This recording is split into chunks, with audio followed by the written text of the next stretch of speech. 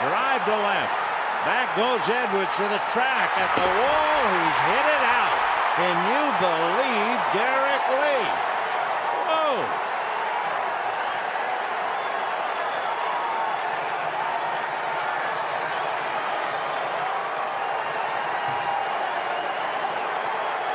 Five hits. To Derrek Lee, his 17th home run. What a game he's had. Wow. You're losing Burnett and you lost Walker. That one is hit down the right field line. Deep. That ball is a grand slam. Neifi Perez has hit a grand slam. Neifi Perez with his 8th home run of the year.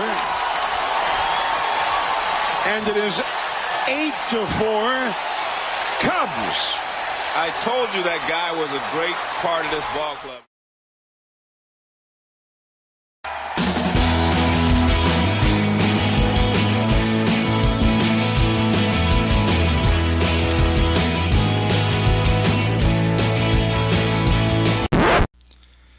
Welcome back to another exciting edition of the Pointless Exercise Podcast. It's time to remember this crap with Mike Donahue.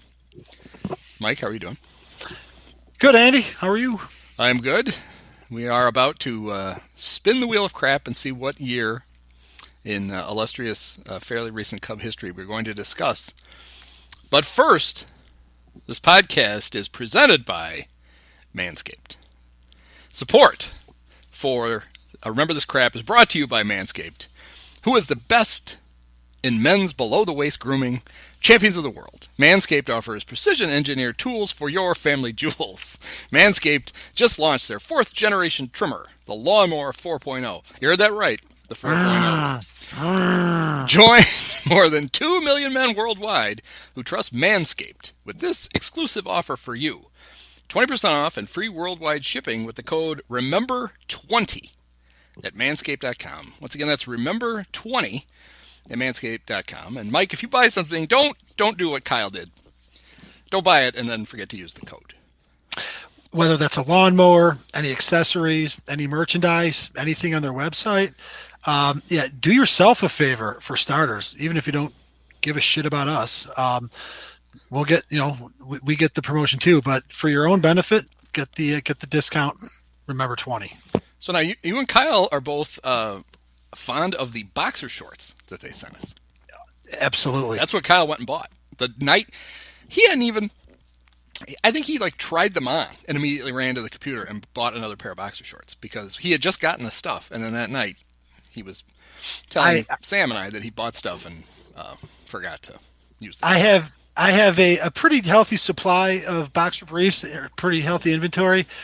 So I did not need to purchase any more right away. However, I do share Kyle's enthusiasm because I generally get excited about putting on brand new boxer briefs anyway, but I will honestly say that the Manscaped briefs were very slick, very comfortable. They almost felt like silk, and I'm not just saying that.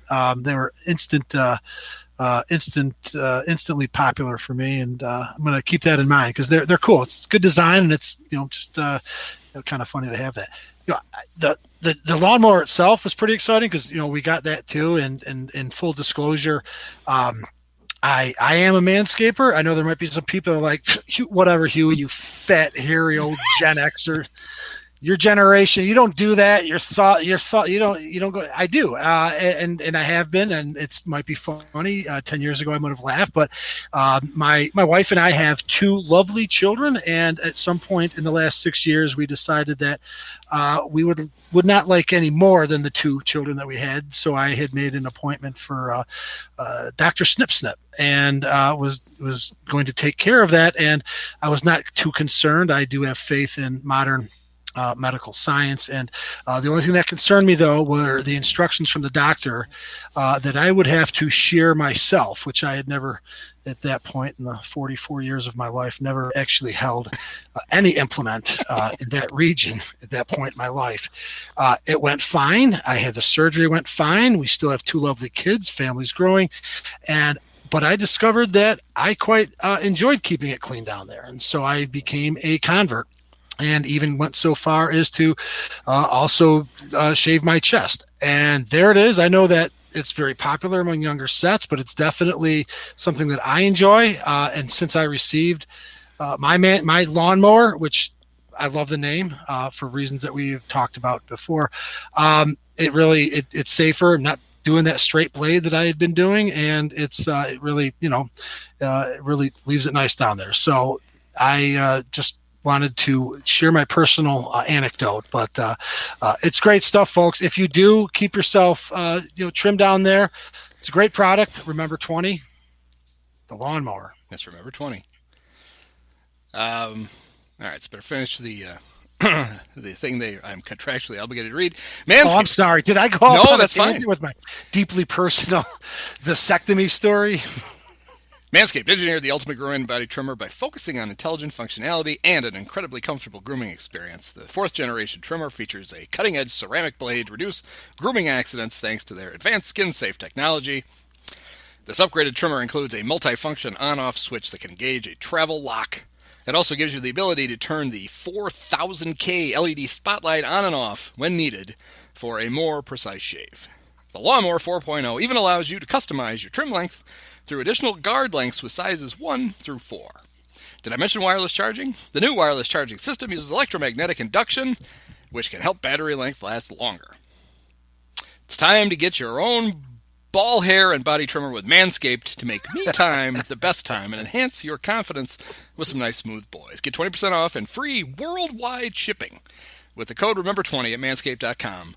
Your balls will thank you. All right, so now it is time to spin the wheel and see who we get. Now, the last episode was a fun one. We got the 1998. It was great. 1989. I kept saying that. We got the 1989 You said that in the early Cubs, podcast. Mm-hmm. which means our only rule is we will not do 1988 or 1990 this week. And I just want to share kind of where we're at because I was in my head. We're doing 32 seasons, and I think I may have misspoken about some playoff seasons and 500 seasons. That was the first playoff season we had done, but it was actually the third Cubs team in 5 episodes that was over 500. I did some quick back of the envelope math, like I was a regular Arthur Laffer, creating whatever the Reaganomics policy was.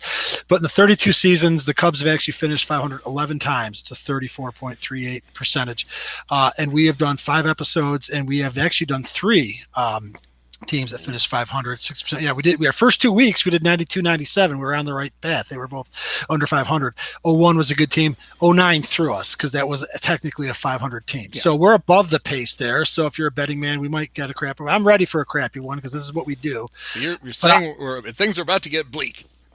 But I think we're it's time for that. After the high of 89, I almost don't want another good season because 89 last one was so enjoyable. Just to run through the numbers, 32 seasons, Cubs made 6 playoffs between 1980 and 2011. In the 5 episodes we've done, that was the only one. So we went 18.75% is the odds that we will otherwise get going into the season of getting a playoff team. Now we're already up to 20, so that's probably normalized. If we did 1984, for starters, it'd be at least a 2-hour podcast. I'm ready for it if we do it. Personally, I would rather do that. I'd rather have that spaced out because it was a lot of fun. It would be fun either way, but we're gonna have to basically shovel through a lot of crap. Yes. And so I'm ready. I'm not just bracing myself. I'm ready to go wild on some ass-eating team that. I'm hoping for a Jim Riggleman season. Yeah, that'd be good, Riggs. I've thought of some Riggs stuff lately. So some snippy producer at the Score got mad at me today because of Jim Riggleman, so I'm ready for it. Oh, on Twitter? Yes. Did you know that before Joe Madden, Jim Riggleman was the longest serving Cubs manager in our lifetime? Yeah, I believe that. He was and around if you go by just seasons, Madden equaled him, did not surpass him. But Madden certainly did more games because, for starters, the '95 Cubs team only played 144 because of the strike. But Riggleman. Well, Parkins and Spiegel had him on today to talk Tony La Russa, and my only thing was, that'll be electric. Jim Riggleman might be the dullest person ever. And they got mad and basically said it was more entertaining than you've ever blogged, which is possibly true. Do you not want to say, was it Shane? No, I don't know who it was. It's some, not even the guy they. I doubt it. I don't even think it's like the real producers. It's probably some intern who's sit by the ear, tweet something out, smart boy. I will say that might be true, but I do know Jim Riggleman, who was divorced and a decent-looking guy for a manager, supposedly was just a few steps behind Mark Grace on the trail. Was he a coxman? I believe, and this may have been out where Steve Dahl had mentioned during just an over-the-air broadcast about Mark Grace supposedly standing up on a table and obviously lying for effect, but proving a point by saying, "I'm the only guy, or we're the only team in the league where the manager gets the most trim." So, Joe Torre wasn't managing at the time? No, not the Cubs. And Herman Frank's underrated Casanova, but still not. So you've read the book Ball 4, correct? I have, years ago, only once though. There's a great line in there where a player is describing a female that they saw in the hotel, and he says that she looked like Joe Torre with tits. So there you go. Got it. I got the reference now. I will not forget that one now. No, I've never forgotten it. I read it as a teenager and thought it was the funniest thing I'd ever heard. Stuck out. Somehow I lost track of that, but I will now commit that one to a rememory. Yes. All right, here we go. We're going to spin the wheel and see what we get. That's going to be 1984 because like I said, I'll still be ready. Ooh. Okay. All right, it is Dusty Baker's favorite season, 2005. I guess he probably hated 2006 more. But 2005 Cubs. So what do you got? 5 instant facts. Goodbye, Sammy Sosa. Hello, Jeremy Burnitz. 2005. There was a fat guy by the name of Wild Bill Holman who for some reason walked all the way from Arizona to Wrigley Field on foot in support of diabetes funding and Ron Santo, of course. It's 2005. Derrek Lee, God help me if I'm wrong. I don't think I am. Had a monster season. Yes, he did. Because 2006 was when he got hurt. Okay, good. Didn't want to screw you around with that one. Carlos Zambrano, opening day starter, the same day that the referees decided to let Sean May push around James Augustine all night in the NCAA Men's Championship game earlier in the day. Carlos Zambrano, although he had like an 8-run cushion, did not pitch long enough on opening day to qualify for the victory. Zambrano obviously was the ace, and 2005 was the day that was the year in which Colorado Rocky third baseman Brad Hopp once hit a line drive off of Mark Pryor's shoulder and into Lake Michigan. Pretty much. There are your 5 facts.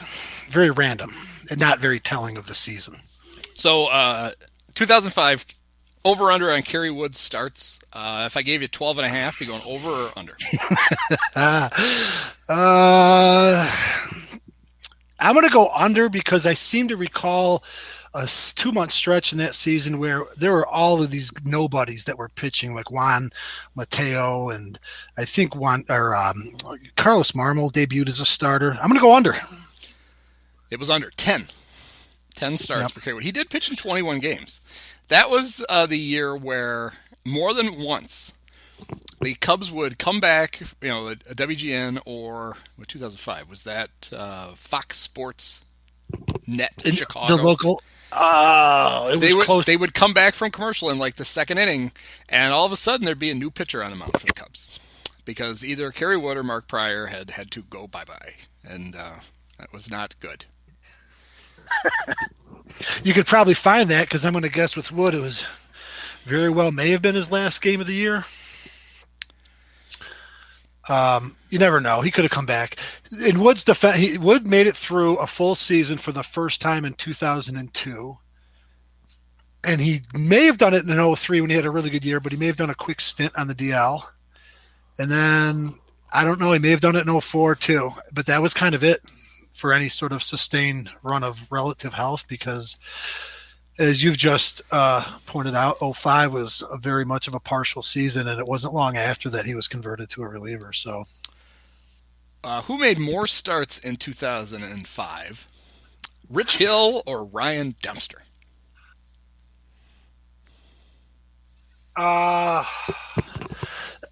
Because you asked the question, I'm going to say Hill. Also bearing in mind that Hill was 2 years away from kind of emerging in 07. But, so Ryan Dempster had 33 saves in 2005. So it's a trick question. Nope. He made 6 starts for some reason. And Rich Hill made 4. Oh. So Ryan Dempster starts. Even though he led the team in saves. The only guy to have more than 4 saves, but he also made 6 starts. So that was a good question. That hadn't really considered that. Dempster started as a reliever, and let's just say for the hell of it that Dempster is very lucky that wheel didn't fall in 2004 because we'll get to that. Or 8, right? But it almost fell.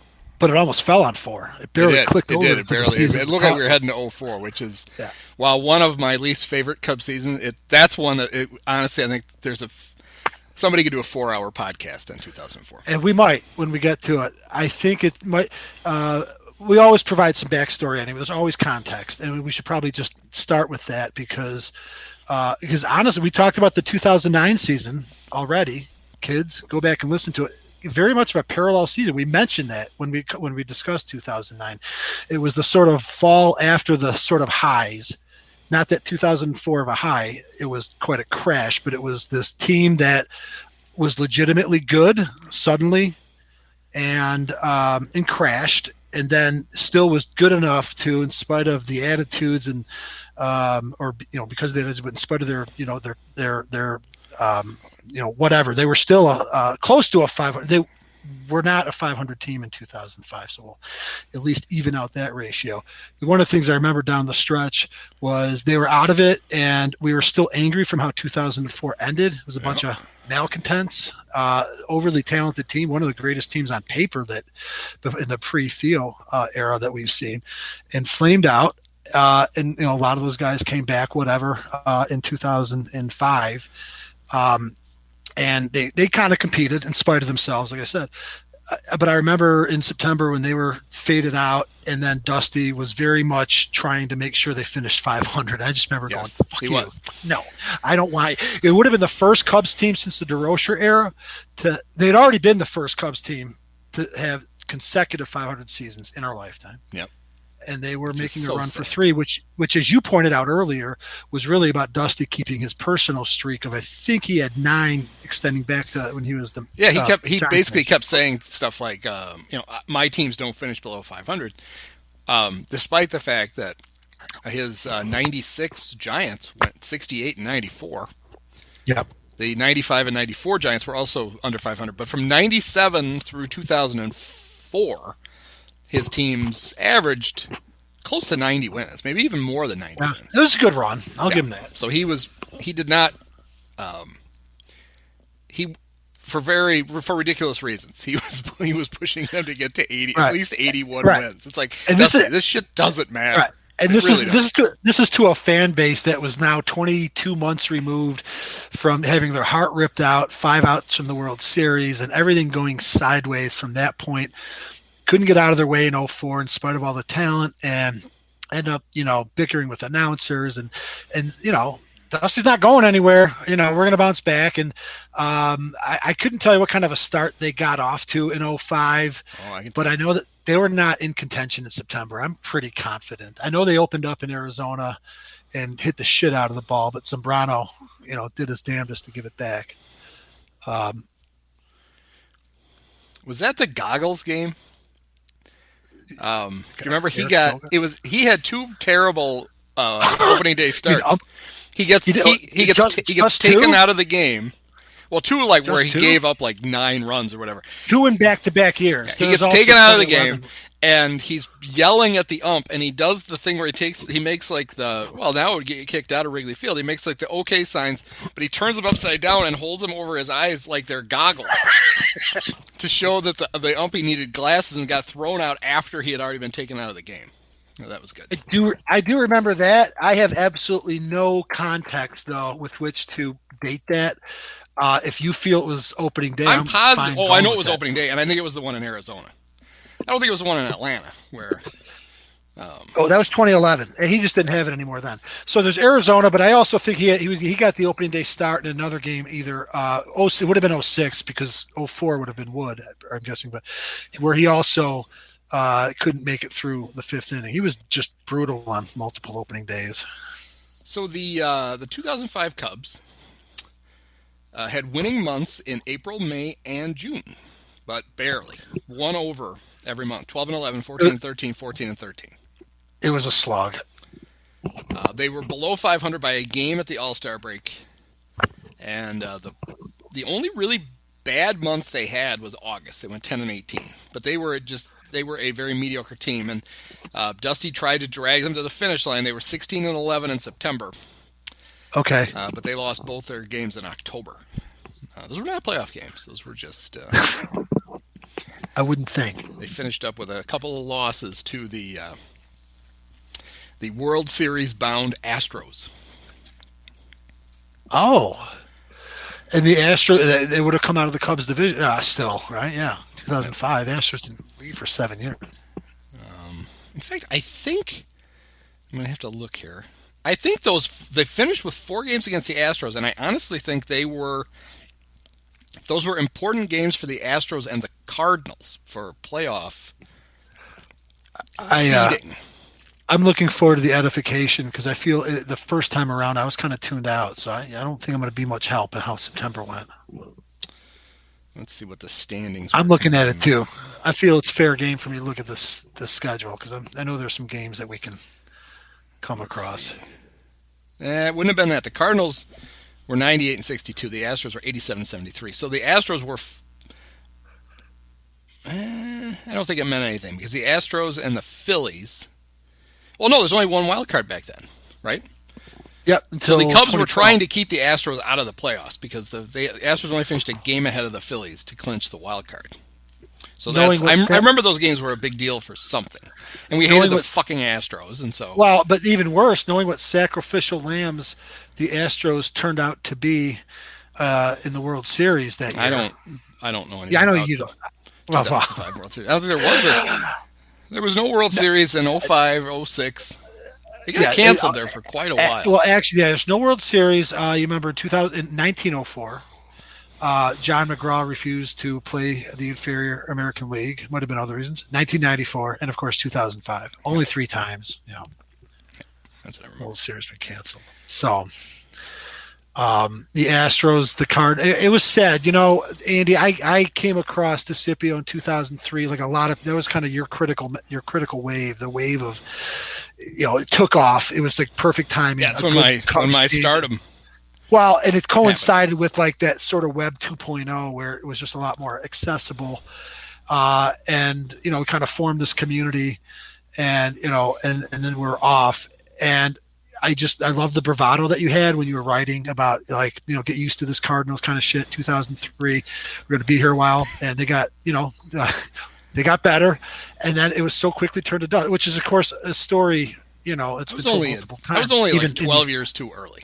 That's all. Even in these 32 seasons, that was kind of a trend. But 2003 was really the first. I mean, if you don't count 1989, where a lot of different things going on, where it should, felt like the start of something, and it wasn't. All threes did because of the pitching. I think when Theo and Jed and Joe Madden put together the World Series team that we don't talk about here, but we can freely interject because we all know it, that they kind of went counter to how they built this period of Cubs history, which up until then really seemed like the first stab at a sustained run. Maybe because, again, we might have been too young in the late 80s to recognize that team was also probably the makings of a good team if things had been managed properly, which they weren't then, and they weren't in 2003, 4, 5. But part of in their defense, or not. The foundation was really on starting pitching. And I think what you've seen in baseball through the years is that's tenuous.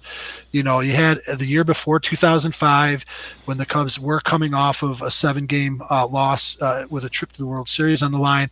Sports Illustrated had, was it 2004? Or maybe it wasn't Sports Illustrated, but there was the idea of Maddox and Wood. I think it was 04. It would have been 03. They wouldn't have been hyping them that early. The 04 Maddox, cover was just Pryor and Wood with the baseballs on fire. That's it. But they also had the Cubs had they didn't have a poster, but there's a famous picture of the five aces when Maddox joined them to replace the great Sean Estes. So, and Clement was but it really wasn't about Clement and Maddox so much as Wood, Pryor, and Zambrano. Mm-hmm. All three of those guys. And Zambrano, ironically, turned out to have the greatest career of them all. And it was a very good career, although even Zambrano's kind of felt a little bit, disappointing. But it was still a better career. But the point is, all three of those guys, we thought. Yeah, it's the Zambrano thing is funny because he really had a really nice big league career. He did. And he was really good in some really big spots. He was too young for the moment in 03 when he pitched. They lost game 1 because he couldn't hold a huge lead against the Marlins. Yep. Just like on opening day. But he did a lot of cool stuff. And then Carlos's whole myth about him was he was this incredible athlete. A switch hitting pitcher with power from both sides. He was a really good fielder. He would have these stretches where he was almost unhittable, but he was also nuts. And he was nuts in almost always the good way.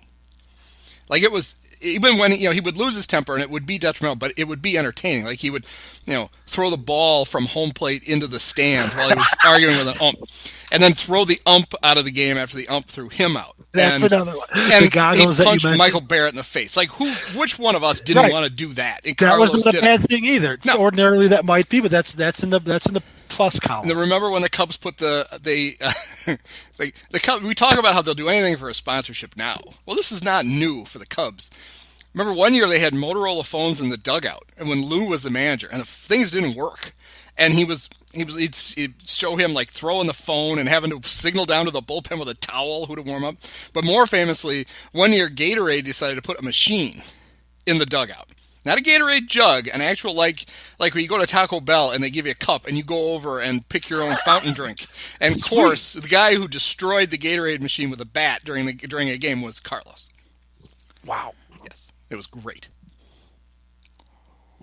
No pitcher in the last 50 years has hit as many home runs as Carlos Zambrano with 24. He's actually tied with Bob Gibson, but Gibson had some of those in a period that extends beyond 50 years. So I'm an unabashed Shohei Ohtani fan. How the fuck could you not be? Way to go out on a limb. But I'm going to go out on a limb here and say Carlos Zambrano was Shohei 15 years ahead of his time.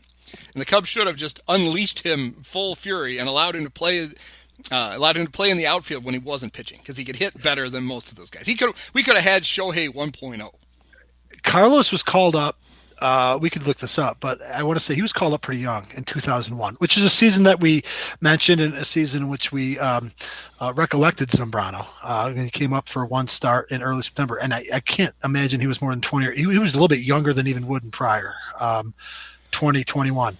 I like your thinking, because I'm thinking at that age they could have sent him out in Mesa with Jimmy Pearsall to learn how to be an outfielder. And would you have rather had, on the days he wasn't pitching, would you have rather had Carlos in center field or Corey Patterson? Well, in retrospect, I don't think there's even a choice to be made there.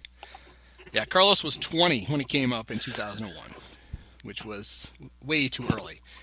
Well, I shouldn't say way too early. It was too early because by 2002, he made 16 starts and 16 relief appearances and had a 3.66 ERA. And we talked about this. That was all down the stretch. So what in the Carlos Zambrano trajectory, came up for a spot start, young, but for a good team. So they needed him. And he was young.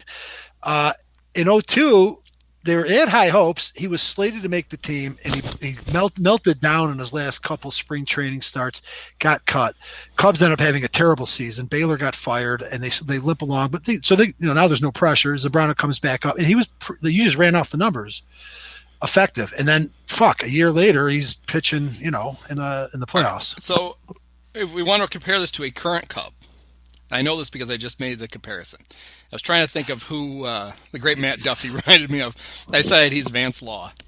And the numbers are pretty close. Not bad. I listened to that. I heard that. Carlos Zambrano, a higher career slugging average than either Matt Duffy or Vance Law. Is that Vance Law too? Yep. What was career slugging? Carlos 388. I believe that Duffy is 380 and Vance is like 376. Wow. Vance's last 2 years in the big leagues didn't do his career stats much good. Certainly the power. And he took a whole year off. I didn't even realize that. He didn't play in 90. And then he came back in 91 for the A's and played like 75 games. It was bad.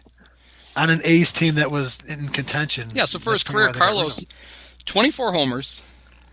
So Carlos basically had a year's worth of a position player's full season worth of at-bats. A little more than typical. 693 at-bats for his career. Yeah. Well, Willie Wilson if he batted leadoff for a team that batted low. Willie Wilson, I thought, had 700 plate appearances 1 year. He hit 238, an on base of 248, 388 slugging. He hit 24 homers and 71 RBIs. I'd like to see that comparison to Rob Deere. This is the best here. If for his career he struck out 240 times, how many times do you think he walked? 11? 10. 24-1 strikeout to walk. That basically is Corey Patterson. So you could have played him. Right. The lawnmower is hacking. Although I would say he has more power than Patterson. I can't imagine Patterson's 162 game or a 698 plate appearance season would yield that many home. Maybe it would. I don't know. I'm thinking maybe Rob Deere, but Rob Deere would probably have like 33 homers. I would guess Corey's slugging is going to be higher. Corey really. That's true. He had legs too, so he probably got. He was a flawed prospect, no doubt, but the Cubs fucked him up. 100%. I don't know how much we've talked about it yet. I don't know if we want to now. He was not on the 2005 Cubs. I think we'll get a chance because Patterson's years with the Cubs we haven't really covered. I'm going to give Corey credit. Corey had a higher batting average, a higher on-base percentage, and a higher slugging percentage than Carlos, but not by much. 252, 290, 400. Wow. They were basically the same hitter. And one of them could throw a fastball 97 miles an hour, and the other one Corey was an above-average outfielder, but but he had no business. They brought him up for a cameo when he was 20, but by 2001 they were like, "All right, go get him, kid." And he had and Corey had struggled. He was really good in classic, and he was on a typical prospect trajectory. Mm-hmm. He was actually maybe even a little bit young for the Midwest League, and he dominated the way you're supposed to. He batted 361 or something crazy, and then he went to the Arizona Fall League where he was the youngest player in the league, and I want to say maybe like MVP or he tore it up. So then the Cubs were like, "Oh, he's perfect. We're just gonna rocket him through the system," and his stats never warranted it. He actually, and then he continued to tear it up in the major league camp. That was the thing that really everybody tears it up in. Jack I know. Peterson hit 580. Well, but Peterson had proven himself. But then what happened was, Patterson had to step back, and they didn't change their course, and that's where they started to funk him. I agree. We'll talk about it more in other years, but because we both have thoughts. He's on this team. On Patterson. He was? Yeah. He got traded to Baltimore for Jerry Hairston, or is that Sammy? That's Sammy Sosa got traded to Baltimore. But Patterson was dealt to Baltimore too. All right, but by now they've given up. They think they've given up. Did he get a lot of that? Last season with the Cubs. Was he a regular outfielder? Did he lost his job, or was he playing every day? 05? He played 126 games. He had 451 at bats, so he played most of the time. He had he was the regular. He had a great lineup: 215, 254, 348. Struck out 118 times at 451 at bats. So just to summarize, then the careers, you're right. That trajectory got off to the right start. He was flawed. They did not help things. This was still like Ed Lynch getting desperate that, oh my God, I haven't really produced anything in 6 years. I better, I feel like that was part of it. And it kind of retarded and I can say that because it's true, his progress. And and he was never going to be that good. If he came up in certain other systems, I do believe that in the right channels, he would have actually been an above-average player at worst. So 90-99, he plays for Lansing. Hits 320, 358 on base, 592 slug. He hits 20 homers in 475 at-bats. He steals 25. He steals 33 bases. And he's 19? He's 19, which for the Midwest League is young. Like with the year I worked in the Midwest League, Prince Fielder was 19 and tore it up. And that was, you knew he was going to be really good. Prince Fielder had a great career. Yes. West Tennessee the next year. He was 61. That's what it was. And so he should have repeated. Actually, they shouldn't have skipped the Florida State League. They got really aggressive. And I do remember looking at it recently, because I was focused on batting average, which seemed like a huge drop. His on-base and slugging weren't horrible, but it wasn't off the chart. There was no reason to keep him on the fast track because he was so young. Because then the next year he goes to Iowa, and everybody hits at Iowa. Well, this is after he's had a cup of coffee, right? He stood no chance of making that 0-1 team. He'd had 2 stints in the big leagues. Well, no, You're right. They started Iowa in 0-1, and then they brought him up. And they brought him up, and he went back. And like I mentioned this before, in one game in 0-1, he had a big game-winning homer in like the 7th inning in Enron Field off of Roy Oswald. Like he showed flashes in 0-1 actually, but he was still extremely young. And I think some of the he had rare successes. Remember, he was batting .303 when he tore his knee in 2003. That'll be one of the things we talk about in 2003 because I remember at the time, he was really starting to struggle. And him tearing up his knee when he tore it up just froze his stats at a good level. It looked like he'd had a really good year. But watching the games, it's like, I don't know. Yep. And the Cubs basically, and then we can talk about this in 2003 too. Kenny Lofton wanted to come back kind of, but he didn't like Sammy. And Sammy didn't like him. And the Cubs were like, fuck it, we're going with Corey anyway. Ooh, I didn't know that. They didn't have a leadoff hitter until Dexter.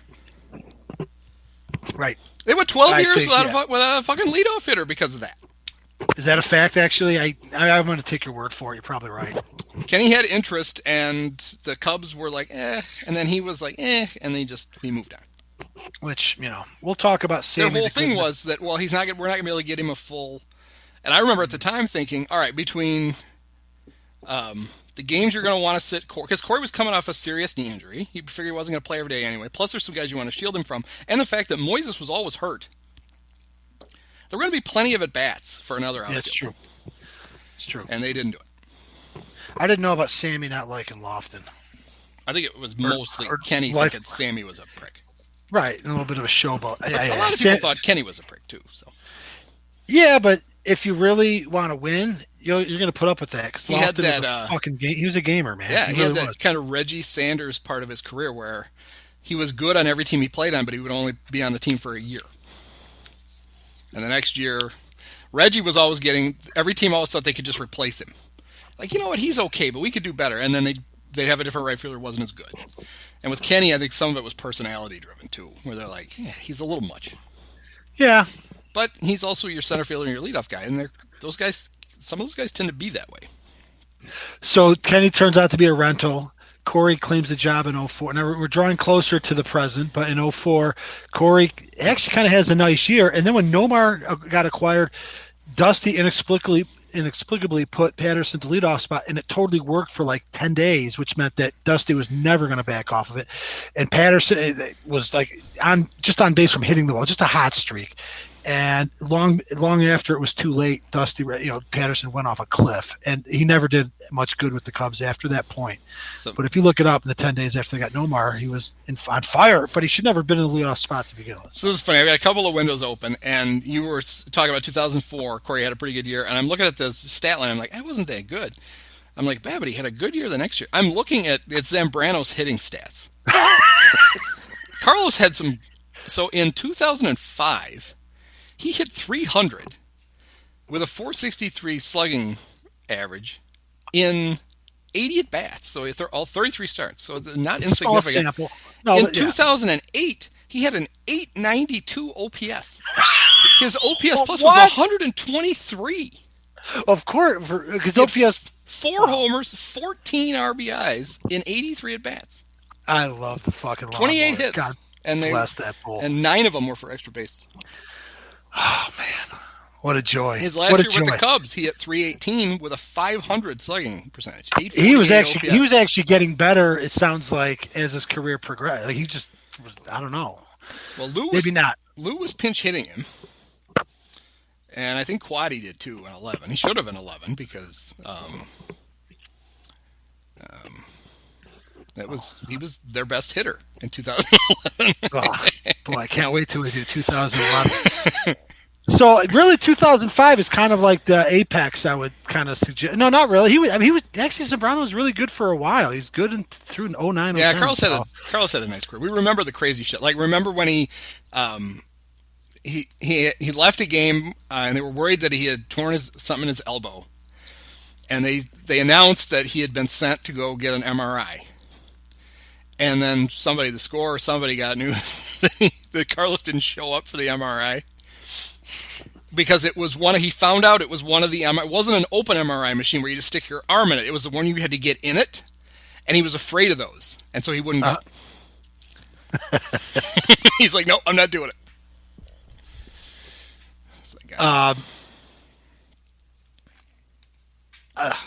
That's just great. There were some beauties on this 05 Cubs. Now this, of course, was not, this was Neifi saved the season. Wait, it wasn't it? Because 2004, Neifi came late in the year. Late. And he was helpful in September. Yes. But in 2005, because Nomar had left his groin in the batter's box at Busch Stadium, Neifi got to play shortstop the whole season. And he had a really good first half. Of course he did. He famously saved the season. Dusty said he saved the season, which is why one of my favorite tweets whenever there's kind of a mediocre it's become a personnel move is season saved. Yeah. It was ridiculous when he said it. We knew it. We all knew it was terrible. This was the year that Neifi came up with runners at second and third and 2 outs and bunted. Yeah, that happened too. I'm going to charge you, or I'll find it. I'm going to find the game. I need more information. I'd like to find just the details there's a great on Decipio. I'll link this. There's a great oral history of 2005 Neifi when he saved the season. I remember that. And the thing is, like, when Dusty said that, and I don't know what year it would have been. Well, it would have been. All right, so I just remembered something that I'm going to walk back here because this is what we do. 2005 was the season that the Cubs had Todd Walker for a couple of years. They brought in Walker in 04 to serve as a left-handed complement to Mark Grudzielanek, coming off the division-winning season in 03. Grudzielanek was gone in 05. Walker comes on. Walker was a nice player. He was a Moneyball player. He was a left-handed Walker had been really good for the Red Sox in the 03 playoffs. So okay. Like, this is a great move. It was, and I liked Walker, and it was a good compliment to Grudzielanek in 04, even though they fell short. It was his job in 05. Now, I'm going to flash back to 2004, American League, White Sox. Carlos Lee is on. I have to remember the details here, but this is what it leads to. Carlos Lee was on third base, tried to score on a sac fly in a game against the Twins, and he went in real soft, right? And even Ozzie threw him under the bus.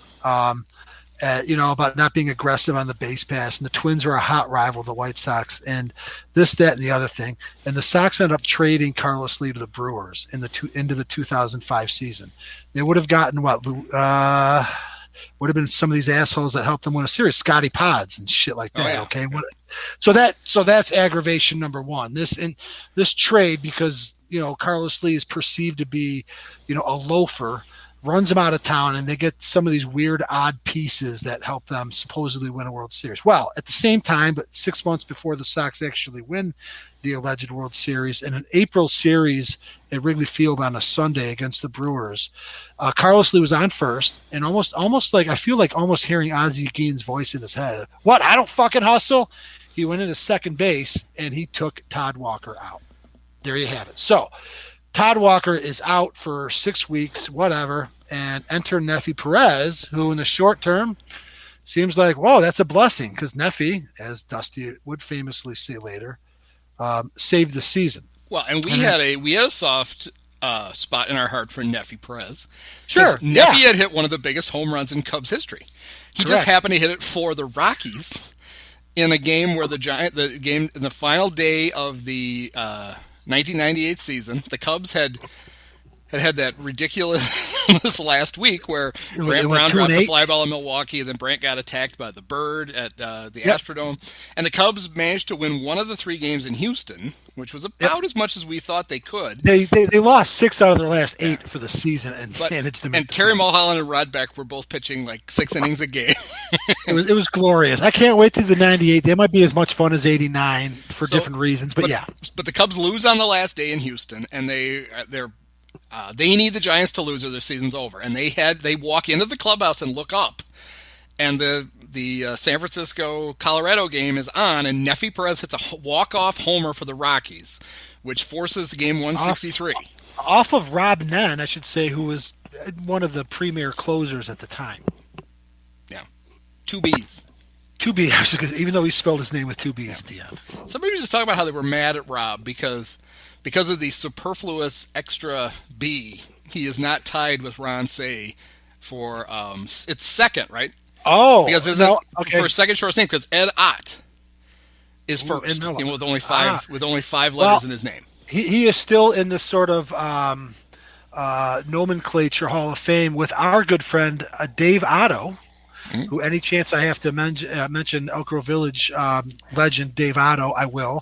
And it's just a random fact that I remember reading sometime around 1993-94 where Nen and Otto had pitched, and it was the first time that 2 pitchers with palindromic names had pitched in the same game. So there you go. Neither of those players have anything to do with the 2005 Cubs. Okay, so I was a little charitable to Neifi when I said that he had a good first half for the 2005 Cubs. What he had was he had an incredible first month. So first 30 games. After Nomar gets hurt, he takes over as shortstop. And this is what he did in April of 2005. He hit .368 with a .403 on base and a .559 slugging. Almost had 1,000 OPS. Yeah, .962 OPS. He hit 3 homers and 12 RBIs in April. And we're like, all right, Nomar who? Fuck him. That's right. He was a little worse in May, 259, 283, 370. And then June, 229, 248, 312. And then July, 233, 235, 330. But then Neifi can smell a pennant race. August, 347, 388, 480. So I maybe can you help me clarify? Did Dusty mention this at the end of the season or after that April stretch? It was during the first half. But the ridiculous part of it was after. Neifi clearly wasn't playing well. For like 2 months. His stats still look good because of the great April. But those of us who watched every day are like, well, regression to the mean is a bitch. Neifi is not good anymore, and Dusty is still batting him first or second all the time because he's hitting 300. It's like, well, yeah, because he hit 368 in April. Right. His BABIP for April was 379. It was unsustainable. It went to 265, then 240, then 240. Let's see where he hit. Yeah, so here's Neifi Perez, who's this career mediocrity, and he led off in 26 games, and he batted second in 65 more. That's way too fucking much for him. And his on-base average when he led off was 263, and his on-base average when he hit second was 300. And Dusty could never quite figure that out. Because Dusty only looked at cumulative stats.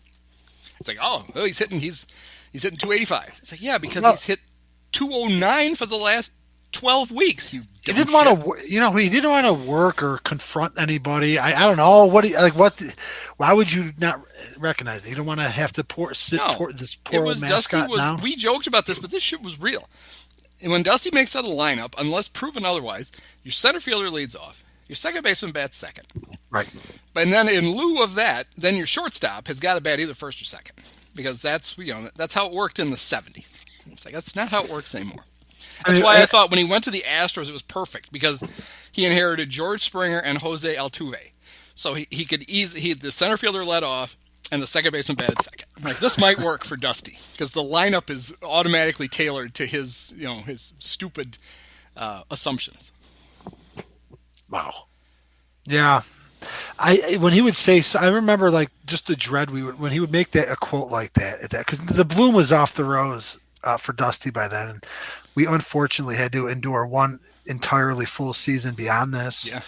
But when he would say a thing like, and the bottom fella, that's one of the bottom 6 seasons ever, or in this 32-year period, we'll talk about it. But when he made the comment that Neifi saved the season, you just like, it was one of those things that fills you with dread. You're like, the guy, it doesn't want to get it. Like having Patterson continue to play leadoff through September when it was clear, it was not a good idea. So we go from the absurd to the sublime. Derrek Lee.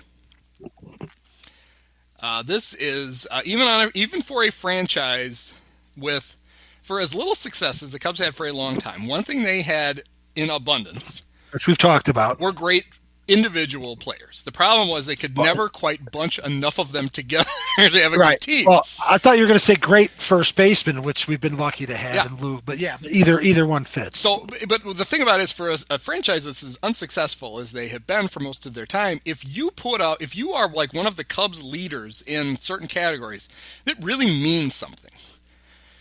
Because this is a franchise that had, Ernie Banks and Billy Williams and Hack Wilson. And, there are a lot of, It's a 150-year-old franchise that has existed for a long time. Good or bad stretches, good.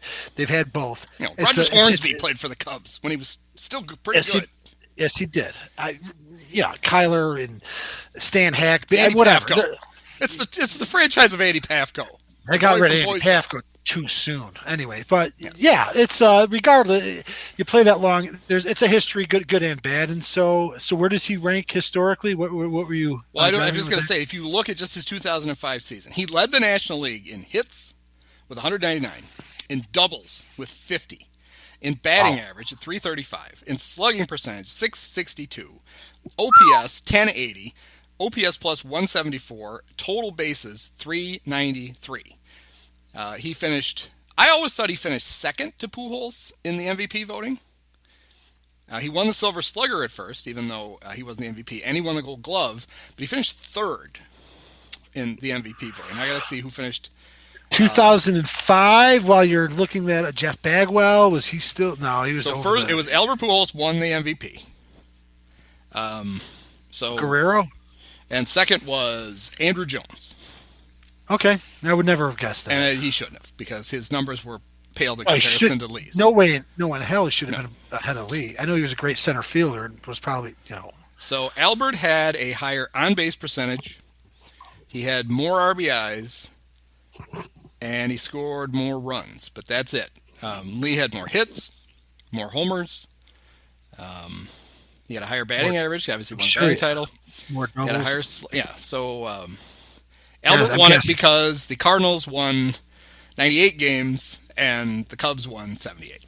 So was 05 the year Albert hit that like 900-foot homer off of Brad Lidge in the playoffs? Yes. Which, in a sort of Mandela effect, a lot of fans are like, "Oh, that home run ruined Brad Lidge." No. First of all, it wasn't as embarrassing as fucking letting Scotty Pods hit a walk-off all off in the World. But Brad Lidge in the World Series. But Brad Lidge came back in 08. I'm pretty sure Brad got the save the next night. Yeah. Or I think they had a day off, and then they played again. That didn't win. Obviously didn't win the series for the Cardinals because the Cardinals were down to their last out. That's what it was. So it was dramatic, and it was shocking. And to Pujols, and it was a fucking bomb. He hit like the back panel of the outfield wall. It was ridiculous. It should have probably ruined Lidge. Just like who's the guy for we're going to jump to the Theo era Cubs. Do you remember the Cincinnati pitcher Brad Hoover? I feel like Kyle Schwarber just ruined that guy's career in like 3 different at bats. But it felt like that home run that Pujols hit was the type of homer that would that could have just ruined Lidge because it was humiliating, it was emasculating, it was a 900-foot homer, and it lost the game for him. But it didn't ruin his career because, like you said, he got a save later. They went to the series. Podsednik also did that to him. That didn't ruin him because he closed out Philadelphia's series over Joe Madden's Rays in 08. I'm pretty sure. So, but still funny that it happened.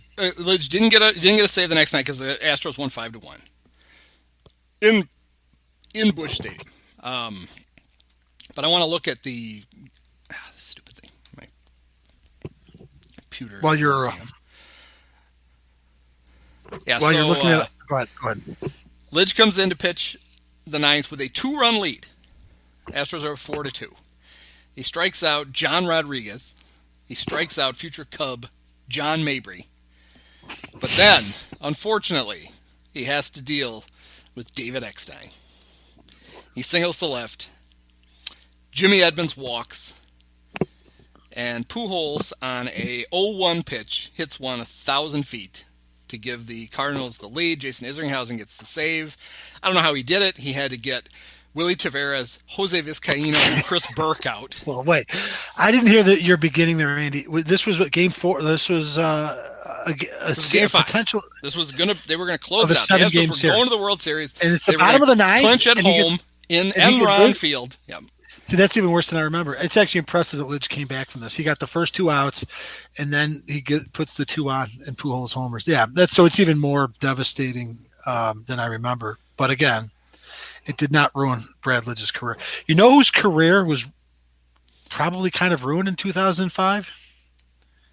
In a shocking... Mark Pryor. Well, that took a little bit longer.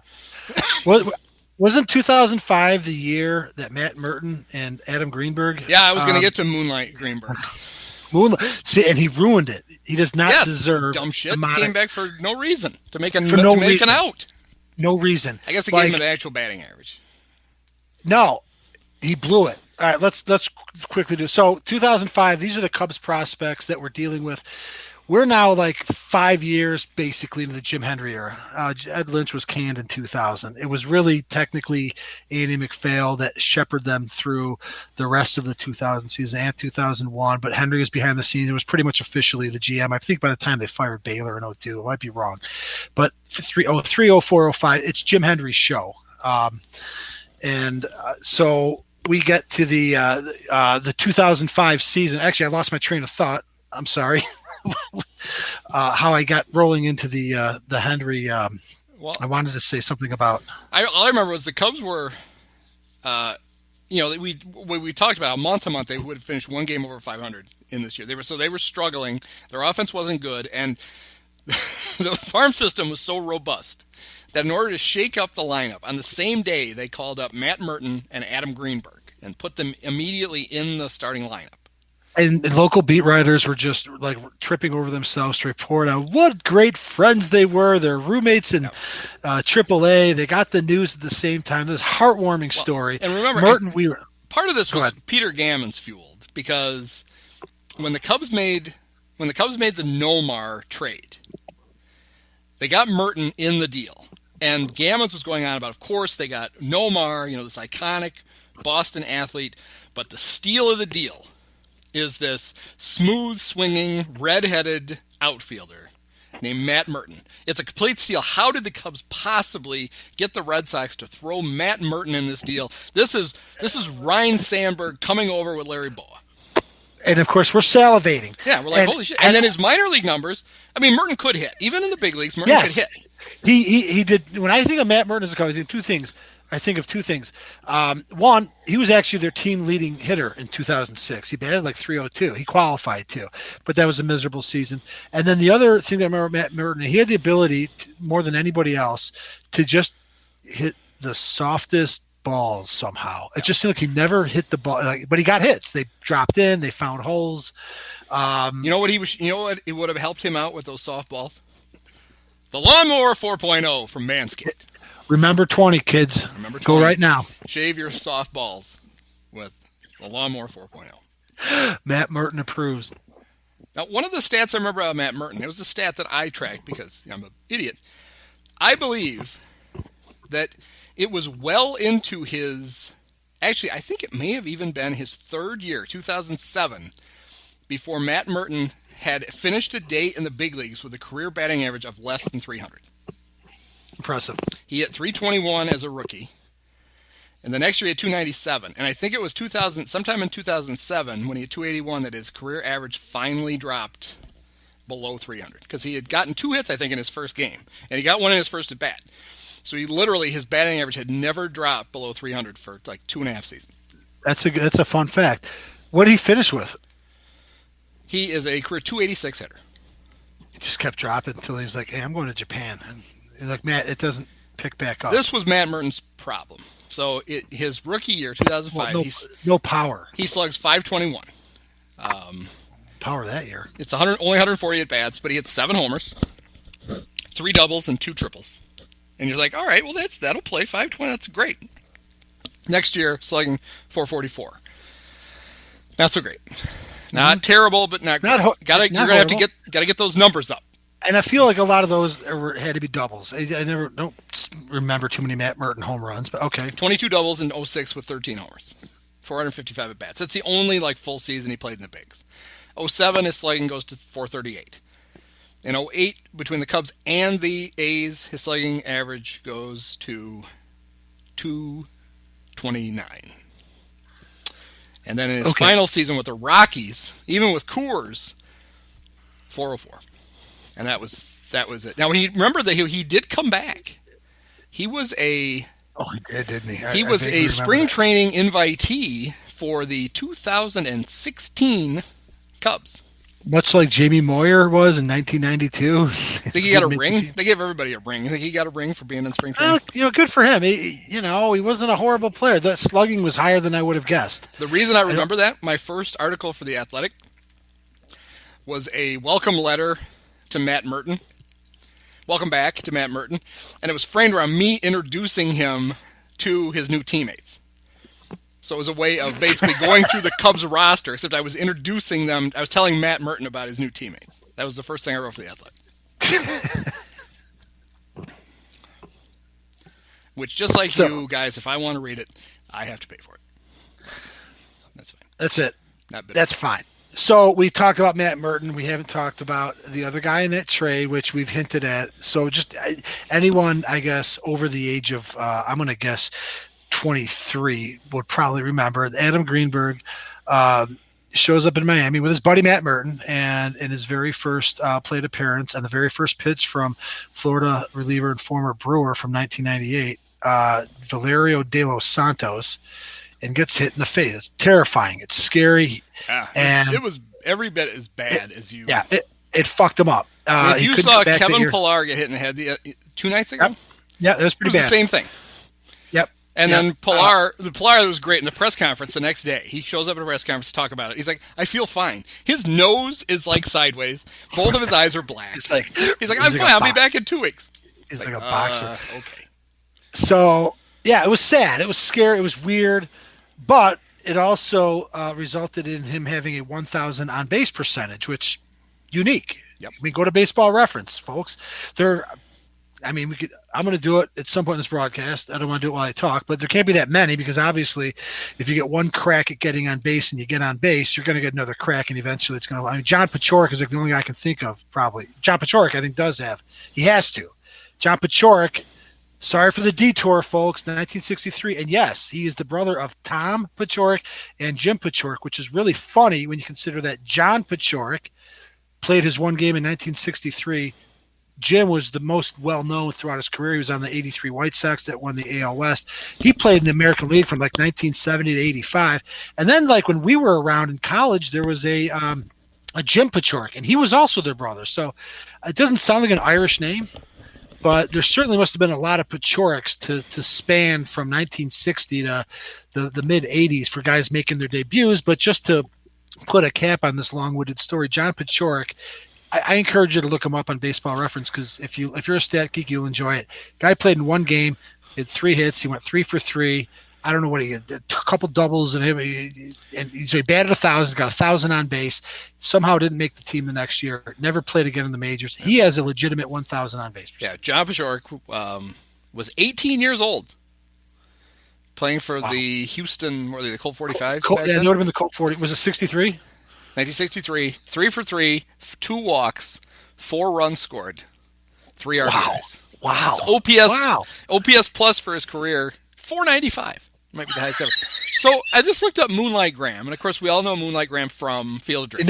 He never batted. Right. He just has zeros. He didn't get to. He only played defense. Right. Right. But the reason we used to call Adam Greenberg Moonlight was because of that, not the 1,000 on base percentage, of the fact that he had this very fleeting moment in the big leagues. It was actually far more dramatic than W.P. Kinsella wrote about with Moonlight Graham, which is a poignant story and a real story about the early 20th century ball player that got in one game in the outfield, never batted, and he's in Baseball Reference. But it's a tragedy. So he's batting, and there's a little girl who's choking on a hot dog, and he has to come across the foul line, and when he does, he turns back into oh wait, that was the movie.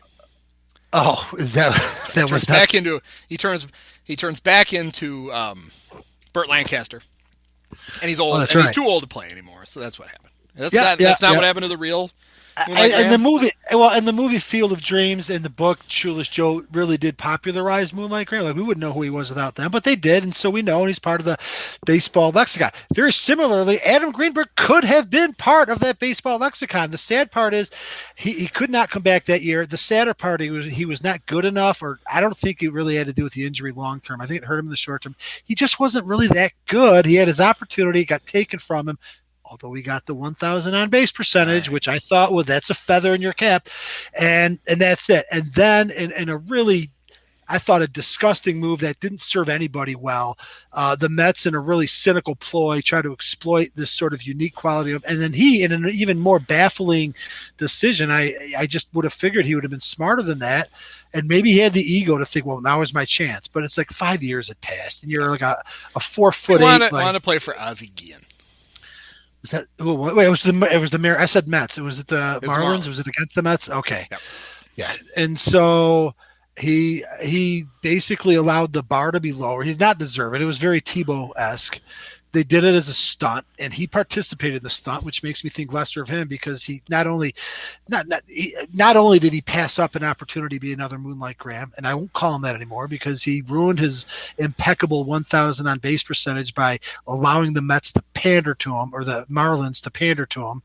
And he went like 0 for 3. They gave him a start, and he really sucked. Just one at bat, he struck out. Oh, one at bat. All right, so he's got a 500 on base. Yeah. Like, I don't know, like a lot more people have a 500 on base than a 1,000 on base for their careers. So looking at based purely on his stats, Greenberg was a solid minor leaguer. His stats look like a guy who would have been an extra outfielder in the big leagues. The year he got called up, 2005, him and Merton were playing at West Tennessee. He was hitting .269 with a .386 on base, 4 homers, 33 RBIs, 15 stolen bases. The next year, so that ends the season, getting hit in the face. He goes to Iowa the next year, but he hits 118 in 17 at bats. They sent him down to West 10. He hits 179. They release him. He gets picked up by the Dodgers. He plays in Jacksonville. Then the next year he's in Wichita. Then in Arkansas, and he still can get on base, 373, 361. But now he's old. He's 27 years old, and he plays in the Atlantic League for 4 years, and then pops back up with the Marlins for 1 year. Maybe I'm being harsh, because it's obviously he was not going to be. It was very unlikely he was going to be like a. I know, but he wasn't going to be anybody's leadoff hitter, center fielder. But he looks like a guy who would have gotten hundreds of big league at bats. Right, but what I'm considering in moderating my hot take is that maybe maybe the 97 mile an hour pitch to his face fucked up his vision, and he just, that's why he didn't. It wasn't because he sucked and he got a lucky opportunity. It really did retard his progress. He got vertigo really bad, right?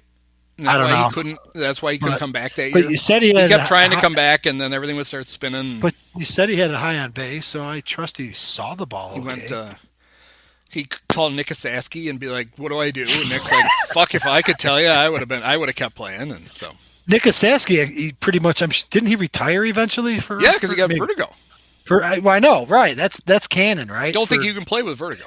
That's 1980s baseball. So 2005 was also the last hurrah for the star-crossed LaTroy Hawkins. Do you remember who the Cubs got for LaTroy Hawkins? Well, they got 2 guys. They got Jerome Williams. Did they also get, is that the Boof Bonzer? No. Cubs don't have Boof Bonzer. Oh, I just like to say Boof. Right. Well, instead of talking about Boof, let's talk about David Aardsma. That's right. Oh, yeah.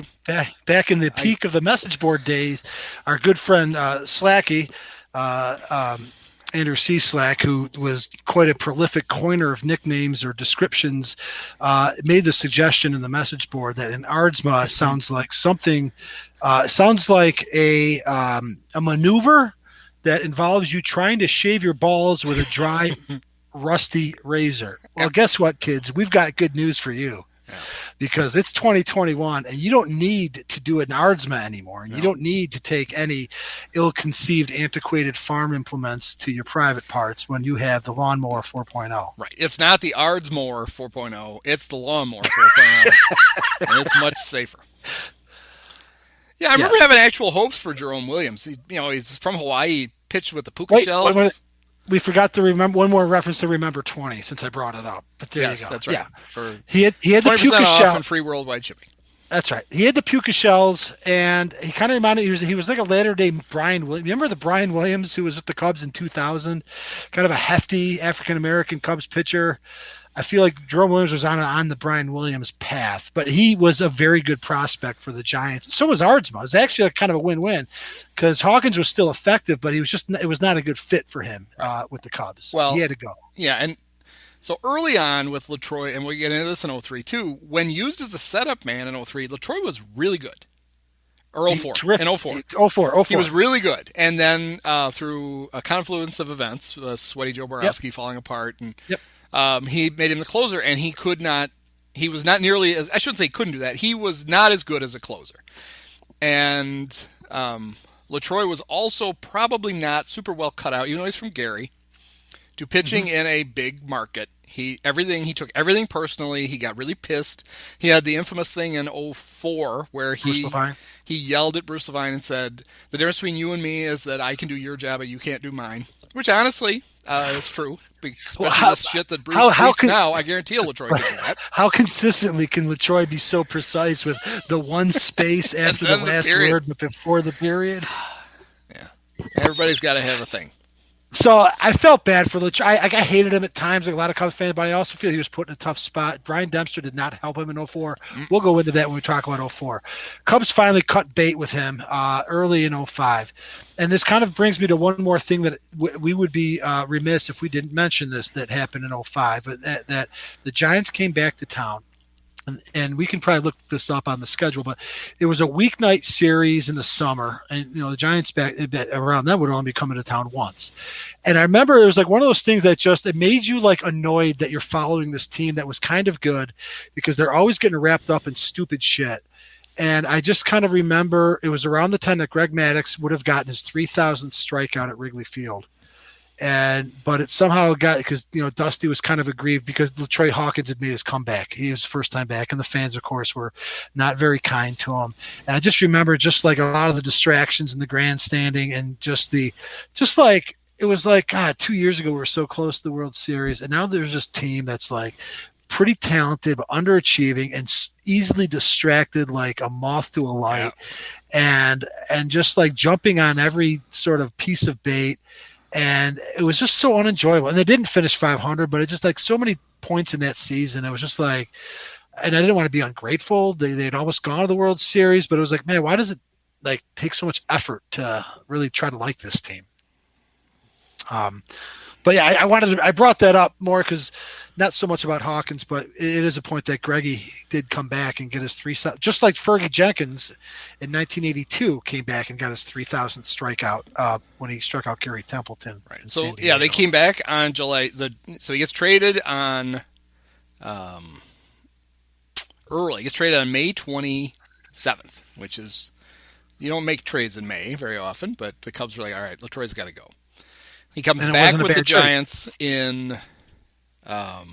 Just lost it here. Comes back from July. The Cubs play the Giants the 25th, 26th, and 27th of July. One of those nights, after a long rain delay, was the night that Greg got his 3,000th strikeout. It was Omar Vizquel. That's right. It was after a rain delay. Good call. And Omar Vizquel. Okay. I remember Greg Maddux things. LaTroy pitched in all three games. And they're high wire acts. He blew the save, ironically, in the one game that the Giants won. Wow! He got a hold in there 3-2 loss on the 25th. He blew the save on a 3-2 win. I'm looking the too. next day, and then they were both all games one-run games. And then he pitched. He didn't get an out in the third game. He pitched to one batter and gave up a hit. It's funny also that the winning pitcher in both Cubs games was reliever Ryan Dempster, whose inability to throw a strike just 10 months earlier really greased the skids for LaTroy. He was just taunting LaTroy. Remember me? Right. I'm the reason you had to leave town. All I had to do is throw the goddamn ball over the plate to two banjo hitters that were out of the league within 15 months. But no, I had to put you on the line for a fan base that already hated you, and they're never going to hate me because I'm going to do this again in 2008, and they're still not going to hate me. I'm going to be able to walk into the studios and elbow out the fantastic Jim DeShays and just fucking do whatever I want because I'm Ryan Dempster. Yep. So the fun thing about especially this era of Cubs is just looking through the rosters, and you immediately remember things. So, do you remember, this is 2005, do you remember the Jody Garrett era? I do. That came right on the heels of the Jerry Hairston era. They played high school together or something, right? So, I misconflating. I do remember. Or Matt Lawton, too. There was some sort of a rendezvous. So the Cubs traded for Jody Garrett, and he brought his enormous knee brace with him from Naperville. And he had been Hairston was from Naperville. Jody Garrett was actually from Villa Park and went at Willowbrook High School in Illinois, just to set the record straight. So and Jody had been a real prospect for the Indians, but he had torn up his knee, and the Cubs traded for him in need of outfield help. And he lasted 11 games with the Cubs. He did get a hit. 11? He didn't do a Martin Maldonado. He actually got a hit. And then he was traded. Let's see. So they got him from the Indians. Didn't they also get Lawton from the Indians? Or no, I know what the Lawton thing is. All right, so Lawton was the one big deadline deal. Yeah. Did Lawton get suspended or something? This is good. Okay, so on the 18th of July, they trade with the Indians. You were talking about the weird way that the Cubs were built in the Hendry years. And one of the things, I guess this guy doesn't qualify, but one of the things they did was they kept using first-round picks on guys who went to Jim Hendry's high school, which is not really a great way to build a roster. Not much better than Ed Lynch's having been familiar with your former major league playing father. Yes, that's right. Okay, that doesn't have anything to do with this, though. So the Cubs make a trade on the 18th of July with the Indians. They trade, it's a 1-for-1, it's a star-for-star deal. It's Jason DuBois for Jody Garrett. Jody lasts 11 games. He is then traded to the Pirates for Matt Lawton at the deadline. This is such a huge season-changing trade for the Cubs. Do you remember what happened to Matt Lawton? Did he get suspended for steroids or something, or no? He did, but first, the same year, so the Cubs trade for him on the 31st of July. On the 27th of August, they trade him to the Yankees for Justin Berg. And then, playing for the Yankees in a playoff push, he got suspended for using steroids. Wow. Yeah.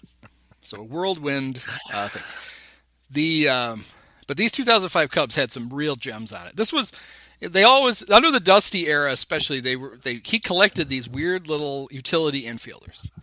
And the 05 Cubs had some of our least favorites. Yes, the Gremlin, Jose Macias. One of the creepiest looking little guys ever, who's probably most famous for, he was with Sammy Sosa when Sammy lost, what was it, like $30,000? No, that was wrapped in a towel. That was Manny Alexander. That was Manny Alexander. Sorry, you're right. I'm getting my guys confused. Jose Macias was the guy that hit the pop-up in Puerto Rico that the Cubs were not able to grab. That's right. In 2000, I think in 2004, the year before. Yeah, for the Expos. That was why Hendry traded for him, because of the lead-changing walk-off loss. He's like, this guy has the best placed pop-ups. He's going to really help out. Do you remember the Enrique Wilson era with the Cubs? He was a Yankee too at some point. Yes, and he looked like a frog. He had glasses. Did he wear glasses? He did not. I thought he did. He was fat. Is what he was. He was towards the end of Enrique's career, and he wasn't doing setups anymore. He was just. Do you remember spring training star Scott McLean? Sort of. And do you remember what his nickname was? And this is not a nickname we gave him because it's way too lame for us. Oh. But if your name was McLean and you were seeming like some kind of a tough guy, what would your nickname be? Well, John, obviously. With Die Hard. They called him Die Hard. Yeah. They'll call him Die Hard. For John McLean. Yes. You can't just call him John. This would have been the debut seasons for the Cajun Connection. Ryan Theriot and Mike Fondo, they both made cameos late in the season. Both of them, huh? Yes. I was at the game. It was a freaking matched set. I feel like I was at the game when Fontana made his debut, and I just remember sitting in seats that were by the left field foul pole, and I can't see the hitter. I just feel like I'd never seen a smaller hitter in the batter's box. Anyway, this was one of the more productive Hank White seasons. Woohoo! Viva! Henry Blanco hit 242 with 287 on base in the what did he slug? 391, 6 homers, 25 RBIs. Attaboy, Hank. That was his second season, I believe. It was, yes, I believe it was the year he switched numbers, which helped him out immensely. Did Gabor leave after 03? Damian Miller leave after 03? Yeah, because they brought in Barrett. And then they sort of tethered Blanco to him in 05, maybe. I don't know. Yeah, they brought Barrett in, an infielder who they were teaching how to catch. And then they said, all right, we're going to need a real catcher behind him. So, well, I remember being angry at the Cubs didn't try harder to get AJ Przinsky, who was a disaster in his 1 year in San Francisco, not getting along with Jason Schmidt and whatnot. And okay, so the famous story about Przinsky with the Giants was, what was their trainer's name? He came to the Cubs then. Tony Garofalo. But anyway, so AJ, who is just one of the biggest assholes in the history of assholes, Sandy Crum. He just is. No, not Andy Crum. It was something Anderson. All right. He was he was slightly implicated in the Balco stuff. He takes a foul tip. Basically, it was one of those where we would say ball. Sorry. He takes a foul ball. Basically, one where you would immediately then tweet ball 3 on Przinsky. He took it right to the nads. So he's trying to catch maybe it was Dave Greshner. It might have been Dave Greshner. He's trying to catch his breath. Trainer comes out to take a look at him. AJ's looking at him like, I got hit in the fucking balls. What are you going to do for me? And the guy goes, well, how does it feel? And AJ, at least the urban legend is AJ put his hands on the trainer's shoulders and kneed him as hard as he could in the balls and said, that's what it feels like. Was he batting or catching? He was catching. So he had shin guards on top of it. Not that it was mad. That was pretty much the end. And this brings it all back because Boof Bonser was in the trade from the Twins for AJ Przinsky. And Joe Nathan, who was a future Cub. And Francisco Liriano. It was a terrible trade. Yes, it was a great trade for the Twins. Bonser was like the only kind of a buster. He was probably the hottest prospect, too, at the time. Nathan was incredible. Yeah, Nathan was a borderline Hall of Fame closer, and Liriano was an amazing starter for the Twins. And Bonser may well have been good for a couple of years, but yeah. That was a terrible... Because the Cubs tried to trade for AJ that year. Well, I remember being annoyed. The Giants' offer was way too good for the Twins to turn down. Yeah, you can't fault the Giants for not giving him to the Cubs. I just remember... Given how much Hendry loved Przinsky, it was weird that when the Giants basically said, get the fuck out of here. Yeah. That the Cubs didn't go more aggressively after it. And it's because he had fallen in love with Michael Barrett. Which is also ironic considering the two most famous Michael Barrett moments are him getting punched in the face by Carlos Zambrano and him punching AJ Przinsky in the face. Oh, wow, right. And to his credit, he did hit that. It didn't happen in 05. It happened early in 06, the lead-changing grand slam off of Jason Isringhausen in April on a Sunday night. He also had a big game-winning double against the A's. I was at that game. It was so exciting. It was actually maybe at a triple, but Todd Walker scored all the way from first, came across the plate, which was the most exciting game-ending walk-off slide at home until, like many things, was surpassed by the modern-era Cubs when Javi Baez did that against Toronto on Alex Avila's hit. Okay, so 2005 was actually Hank White's first season with the Cubs. Yep. He in 2006, I think that was the year he changed numbers from 9 because the curse of the Cubs 9 had started with Todd Hundley, and Paul Bacco had it, and then Hank had it, and you had to get rid of it, and he switched to 24. So he hit better in 06. I think that might have been the year that he got his career batting average up over 220. That was a struggle. He struggled in 07, but in 08, Hank White, 292 for the season for the Cubs. Wow. Yes. And now he lives on. He's one of, it's funny, they're going through all these, the former Cubs returning with the Nationals. And they're making a big deal out of Kyle Schwarber and John Lester. I don't know if either one of those guys ever did. Those two. Castro. And then Starlin, one of my all-time favorites. Yeah, absolutely. And then they talk a little bit about Dave Martinez, but what about Henry Blanco? I mean, we should celebrate Hank. How is there not a tribute video to Hank every time the Nats come to town? He got a ring as a coach. He did his part to try to keep things going on a downward ship earlier. But he was on the 08 Cubs, so he actually enjoyed when it cycled back to Piniella. He was still there, so good for Hank. So the next time, and it's all we have to cling to these days, the next time you watch the World Series video, which I have on DVD, and you watch the celebration in the clubhouse, Hank, really good at getting in front of the camera. He is in most of the celebration shots in the clubhouse. He clearly could see the Fox guys and was scooting in front of them so that he would be in all the shots. It was very savvy. Nice. Viva Hank White. So one of the great Cubs of all time. Why they haven't retired both of his numbers, I don't understand. Right. The one last thing I want to just mention real quick, I've talked in the first 5 episodes about the historic, placing the season in which we discuss in a historical context. I only bring this up because John Dooley brought up a point. John's pretty astute. He's been paying attention for about as long as we have. And I break it down as simply as I can into these eras that we're going to cover in these 32 years. There's a 2-year Wrigley ownership era, which is its own thing. And then this almost 20-year Tribune ownership, which because they had 2 different epochs, I break down into Tribune 1, Tribune 2, and then we get into the Ricketts. But Tribune 2, I always would come back and refer to it as this mediocrity by design. And then when Jim Fry overspent and they realized that that's dumb because people are going to show up, you can't suck if you can help it, but you don't want to just get too risky. And that carried on from 92.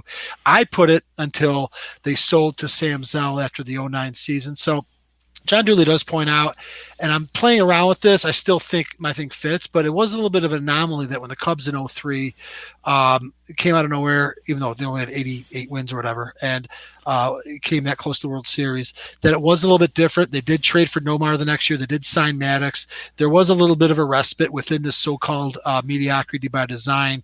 When they had a good team, they traded Aesop for Derrek Lee.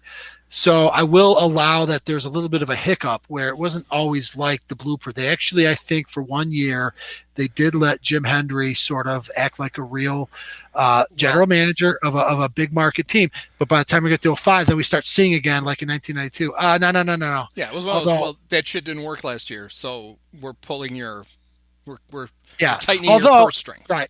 But then when the bottom fell out in 06 is when Tribune just sold, and then Sam Zell did sort of come back, with McDonough and signing Soriano. The Ricketts took control in late 2009, right? Correct. Yeah. Yep. So there is a Tribune 3 era that only lasts for the duration of the Sam Zell ownership, which is basically 2007, 2008, and 2009. And so in those years, standalone, where they weren't really trying because they wanted to build a franchise. Sam Zell was trying to sort of build up the value. Right. Of he thought that the selling price would go up. The Cubs were one of the few assets within that he got with the Tribune that he could somehow appreciate before he could sell it. And so that's why he was willing to let them, to have John McDonough go out and sign Alfonso Soriano unbeknownst to Jim Hendry. Well, it was a sign that Henry was maybe free to do that. I maybe didn't trust Henry's evaluation skills, but things were different. Well, you make a good point about them, adding to the payroll. I guarantee the visual in 2003 that I think convinced the Tribune it was worth pouring some money into the team was during those playoff games, all the people that would be out on the street on Sheffield and Waveland, there would be I don't know how many people you can fit. I would say thousands, but I don't know. And they're looking at it like, if we can drag this team to a World Series, we could print fucking money. And so for a year, they were like, go, just do it, try it, go. Yeah. For a year, everything fell apart in 04. Although but I will say that even because then, they were really good. Well, the 04 one is going to be That team was really good. I know, and I mentioned earlier in this one, it was one of the best teams on paper that we'll see. Even it almost could compete with the Theo era Cubs. Yeah. But even then, though, they only really signed Maddox. Lee was one of those over-leveraged. But that was a trade that was over-leveraged, right? Under kind of like the trades down the stretch in 2003 when they got Lofton and Ramirez and Randall Simon, and so. But yeah, it was a little bit different for a brief period. They weren't just signing up for trying to strike that mediocre balance. They went for it. They did no for it, and then it blew up because and then in 2005, kind of like in 2009, it was like the aftermath. It's like, okay, well, a lot of the pieces are here. These are some good players. You're not going to be shitty. So on the results were similar to the mediocrity by design, and at some point it didn't matter because they trickled into the Zell ownership. But I only mentioned Jeremy Burnitz in the beginning, and yeah, he was our right fielder. So. Yeah, that was yay. He had quite a. And the only reason I remember the fat guy Bill Holman walking from Arizona to San, it was on a Friday, and I remember listening to it, and I was just like, all right, let's get the game on. And it was a game in which Burnitz got picked. It was against the Nationals, so it was like May. It was like May of but Burnitz late in the game, they're down a run. He got picked off at third base, and I think I was done with Jeremy Burnitz. In 2001, one of my friends and I had limited season tickets to the first 2 years at Miller Park, because it was easy to get up there, and we picked as many Cub games as we could. So there's two things. We were in the Loge bleachers in right field. Those are actually really good seats. They were $10. $10 for the seats, wow. $10 and $20 to park. So it cost $20 for each of us to go to every game. It was to all the games we went to. So Burnitz was the right fielder. And the things I remember about it were, number one, he always stood in the same spot in the outfield, to the point where he literally wore a dead spot in the grass, because he always stood in the same spot, roughly. He's a good defensive outfielder at the time. But also, the way that the Brewers did it, because their dugout was on the first base side. When the outfielders were warming up, the left fielder and center fielder would play catch, and one of this thing called the super team. They were like They look like, I'm just saying, this girl, because the way she could throw, clearly I think she was a college softball player. She would come out and warm up Burnitz between innings, and he would throw the ball at her as hard as he could, and he never even flinched. She could handle it no problem, and he clearly loved playing catch with her because he could do that. That's great. And she whipped it right back at him, and it got so that was like part of our enjoyment, was watching him try to see if he could handcuff this. I don't know if she was like from UW Milwaukee or somebody, and he could never do it. That's great. So I was kind of like Jeremy because of that. Okay. Okay. And he was a pretty good player for the Brewers. He wasn't bad. And he was very mediocre for the Cubs, but he was what they could afford. Right, and he was the replacement for Sammy too. So before we go, we got some bums on the pitching staff that we haven't discussed, and I'd love to talk about the bums. Got to mention one of my all-time favorite Cub relief pitchers, a guy who I always said that if the first tiebreaker for a playoff spot was a spelling bee, the Cubs are in trouble if the other team could pick Roberto Novoa. I don't remember Roberto. Nobody looked dumber than Roberto. Yeah. Roberto Novoa. Big Spot Bob. Apex called me when he had high hopes for him. It turned out that spot was brown and it was in his pants. Traded for Kyle Farnsworth. The Cubs finally were sick of Farnsworth's inconsistency, dealt him to Detroit and got Novoa, and he showed some flashes early. I remember he had you might have been at this game. It was in Milwaukee. I had a walk-off, bases-loaded walk. But no, by then I was gone. It was we had him for 2000. Oh, right. It's 05. Yeah, 2001. We stuck around for the second year to get All-Star Game tickets. Glad we named check Novoa. Yeah. This was the second Cubs stint for the great Will Oman. No, this was the first. This was the first, because the second one was with Lou, and he had the famous. I got a relief pitcher who can only throw the ball 55 feet. Everybody hated that guy. He was so glib, and he just tried to chum up. Even his teammates didn't like Will Oman. He tried to warm up to reporters. He was a fucking moth. He was a sunflower. And Oscar Acosta called him out on it, while he also called out Zambrano, because Zambrano. But yeah, Ullman always struck me as a suspicious guy, and he really wasn't that good. So the hell with him. But definitely remember him.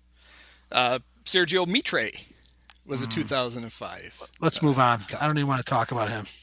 Was 2005 the year Mike Rummager broke his finger between the two chairs? I think that was 04. That seems like a 2004 thing. It does. We'll look it up. If we're wrong, we'll amend it. Your favorite relief pitcher, Todd Wellmeyer. Ooh, shoulders. Had a 6.12 ERA for the 2005 Cubs. Rich Hill had a cup of coffee. Like I said, he made 4 starts. Yep. He had 6 relief appearances. Do you remember Cliff Bartosh? Vaguely. 11 walks in 19 innings. He'd fit right in. The Rex brothers of only because the 2005 Cubs. Yeah, and the Score had a producer named Joel Bartosh at the time. That's why I kind of probably remember that. So John Karanka pitched in 4 games. Did he not throw a shutout in the Dodger Stadium or a complete game? I think he may have, but we don't need to look it up. Those of you at home are welcome to. He did something against the Dodgers, and it wasn't allow a 48 pitch at bat to Alex Cora with 44 foul balls that Matt Clement did. Let's see. He made 4 starts. He made 3 starts and 4 appearances. He had a game finished. That's it? Okay. It could be. Somehow I associate him with a Dodger Stadium, but I could be wrong. Former Red Sox All-Star closer Scott Williamson. Remember, he was always trying to come back from ripping his shoulder in 9 pieces. As much as we rip on Dempster, that signing was a good one by Henry because he was injured. He was a young pitcher for Florida. Yeah, Tommy John disease. He got traded to the Reds down the stretch. He got Tommy John disease, and he was out for a while. Cubs bought him on the cheap, brought him along as a reliever, and it worked in spite of his epic pants shittings, but he was effectively on balance a good pitcher. They tried the exact same thing with Williamson, and it didn't quite work out the same. Speaking of sore-armed relief pitchers, Chad Fox. This was the year that Dusty finished off his career. Jermaine Van Buren. Who qualifies if you're keeping track of Cub pitchers whose last name is the same as a street in Chicago that's within 6 miles of Wrigley Field. That's about all I can think of with Jermaine Van Buren. And the fact that he was an African-American with a very Dutch last name. So it's one of those ones where you read about in the minors and then you see him and you just have to sort of He was one of those guys who was, if I remember right, I got to look this up quick. He was a big dude. Nah, he wasn't that big, 6'1", 220. He looked like he would throw really hard, and he couldn't. He was very effective in the minors, and he just knew that shit wasn't going to work in the big leagues, and it didn't. Okay. And then the original John Lester. Yeah, the Iceman. L-E-I, the British spelling. Yep. Like the county in Leicester, and that's how they pronounce that in England is Leicester. And then this would have been the end of the road for one of our favorite Cub relief pitchers of all time, at least for the Cubs. He then went on to pitch for the Marlins and a couple of years with the Indians. Sweaty Joe Borowski. God bless him. Who basically had, he had 1 season in the sun. He did. Well, 2, if you count the rare start in 2002 when it was so hot and sunny out that he lost 86 pounds of sweat on the mound. Yeah. And hence earning the nickname Sweaty Joe. Well, remember in 2001, he showed up for 1 game. This was 2001.